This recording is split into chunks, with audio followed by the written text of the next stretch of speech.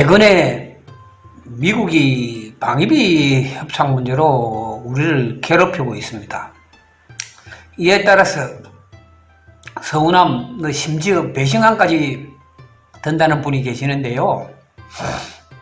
여기에 우리의 정치 상황이나 과거 역사를 돌이켜보면서 지금의 우리를 한번 생각해 보겠습니다. 동서고금을 막론하고 다른 나라를 순수하게 도와주기 위해서 군대를 파병하는 경우는 없습니다. 전부 자국의 이익을 위해서 또는 자국이 위험에 노출되다 보니 파병하는 것이죠. 그럼 과거를 돌아보겠습니다. 우선 먼저 해방전국에서 우리가 교과서에서 배운 것 중에 크게 잘못된 것이 있습니다. 신탁통치라는 말인데요. 우리가 배우기는 신탁통치를 소련이 주장을 했고 미국은 반대를 했다고 배웠습니다. 사실은 엉터리입니다. 모스크바 삼상회의에서 소련은 반대, 미국은 신탁통치 5년을 주장했습니다. 그러면 미국은 왜 신탁통치를 하자고 했을까요? 2차 대전이 끝나고 미국의 생각은 독일, 일본, 이탈리아 이런 나라들은 또 전쟁을 일으킬 소지가 다분히 있기 때문에 자기들이 직접 관리를 해야 된다고 생각을 했고, 한국, 대만 이런 기타 여러 나라가 많습니다만은 오스트리아 이런 나라들은 귀찮은 존재여서요.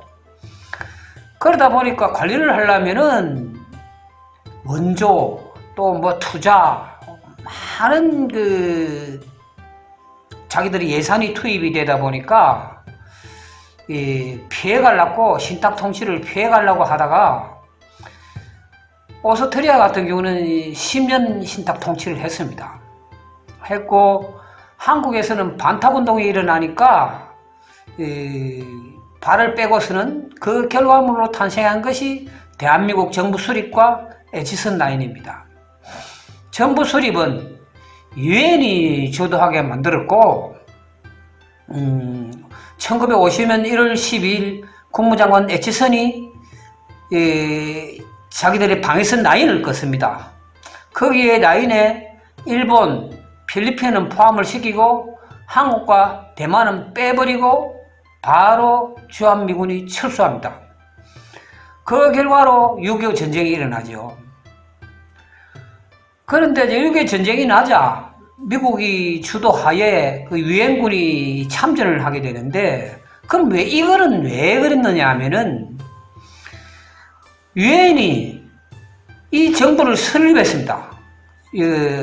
임시위원단이 와서 감시하에 설립을 했고, 또 유엔이 한반도 내 유일한 합법 정부라고 우리 정부를 인정을 했습니다. 그런데 이것이 무너지게 되면은 미국이 세계 경찰 국가로서 곤란하겠죠. 곤란하고 또 유엔의 입지가 무너지게 되면은 유엔이 발족한 지가 얼마 되지도 않은데 이거는 안 되지요. 그렇다 보니까 참전하게 된 것입니다. 그러면 중국은 북한을 순수하게 도와주기 위해서 참전했을까요?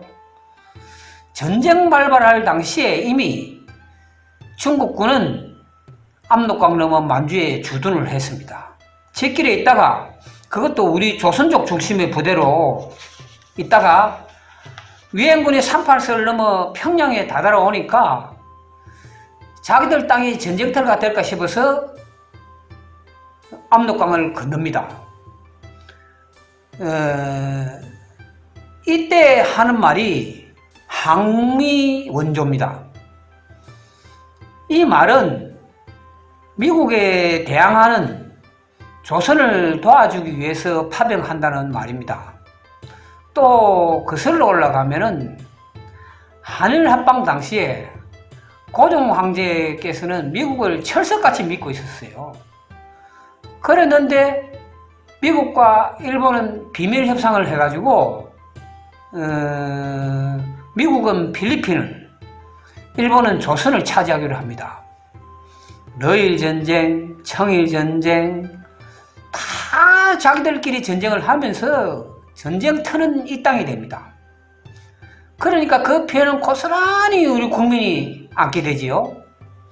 더 거슬러 올라가면은 임진왜란 때 명나라가 파병을 했죠. 여러 차례 지원 요청을 해도 오지 않고 있다가 왜군이 왜적이 평양에 거의 다다르니까 항매 원조락 하면서 옵니다. 앞의 항미 원조하고 비슷하지요. 똑같지요, 뭐 한마디로. 그때도 정규군은 안 보내고 요동 지방에 있는 이여송의 군대를 보냅니다. 이 이여송은 조선 사람입니다. 할아버지가 이명이라고 조선에서 만주로 할아버지 때 이주를 했죠. 중국의 하나같은 정책 이제이, 즉 오랑캐는 오랑캐로서 제압한다는 뜻이죠. 이 이여송의 군대와 그 후 상황은 너무 기니까 그 상황은 따로 시간을 만들어서 설명을 하기로 하고, 이에 따라서 지금도 이 땅에 와가 있는 미군은 순수하게 우리를 돕기 위해서 와 있는 것은 아닙니다. 자기들이 나아가고자 하는데 필요하니까 있지요. 그런데 문제는 그전에 민주당 정권보다 지금 과당 정권이 좀 독합니다. 아무래도 재선을 하기 위해서는 국내 유권자들의 눈치를 보고 자기들한테 도움이 되는 국가의 눈치도 봐야 되겠죠. 그리고 중요성을 따졌을 때는 중동이나 뭐 일본 이런 데보다는 우리가 중요하지 않은 것 같습니다. 그런데 가만 보니까 트럼프가 재선에 성공할 것 같습니다. 왜냐하면은 이 민주당 후보가 너무 약합니다. 그렇게 되면은 우리 정부가 참 어렵겠습니다.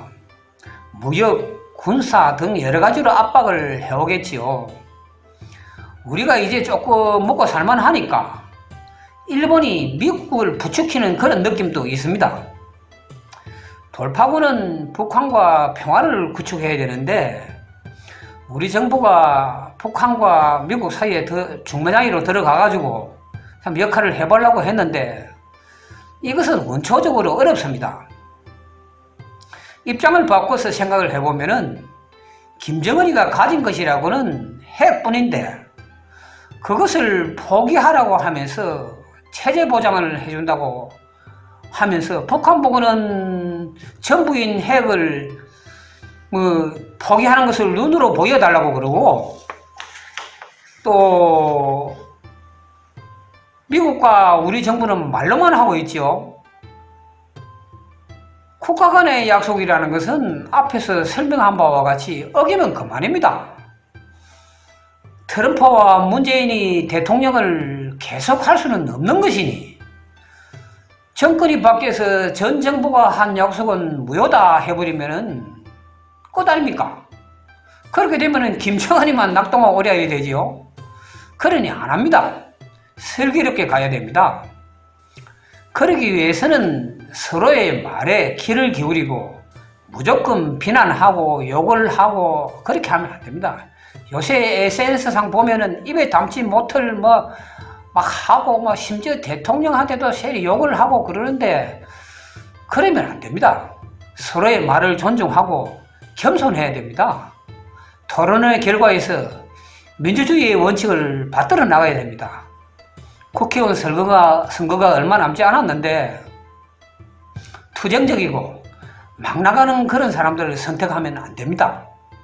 상대방을 존중할 줄 아는, 잘못을 인정하고 사과를 할 줄 아는 그런 사람을 선택해야 됩니다. 그것이 이 나라 발전돼 나가는 길입니다. 고맙습니다.